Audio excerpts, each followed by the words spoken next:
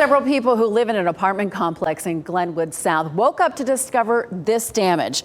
Their car windows broken in the parking garage for the building. It happened at the Devon 425 on North Boylan Avenue in downtown Raleigh. More than 10 cars had damage. WREL's Matt Tallhelm is live there after talking with two of those victims of vandalism. Matt? Yeah, Deborah, I walked through here and counted 11 cars with their windows smashed out, and a few others had already been driven off. Whoever did this went all the way to the top 2 floors of this 8-story parking deck to do the damage. Shards of windshield crumble from Dunkar's Kia Soul. So it's a continued aggravation that I just really don't need, and it's not victimless. Not one, but 2 of the car family's SUVs had the windows smashed out while they were parked in the garage of his daughter's apartment building.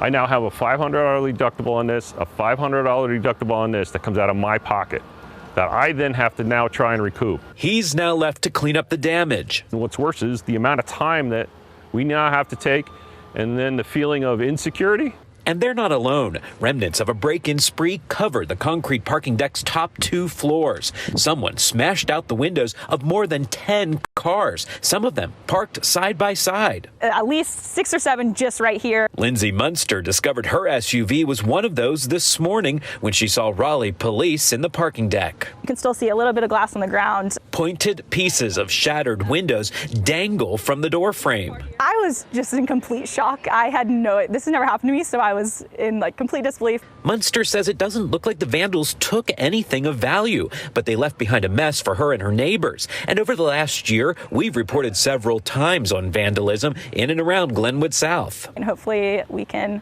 figure out why this keeps on happening in this area. I do not personally feel safe coming down here anymore. Carr says his daughter is looking to move out after becoming a victim of the vandalism. And she's being told, well, you live downtown, expect this. That's not an acceptable answer. So we asked Raleigh police if any other parking garages were hit overnight. They say at this point there's no information about anything like that. And I also did reach out to the apartment complex here to ask about security in the parking garage here. We have not heard back from them.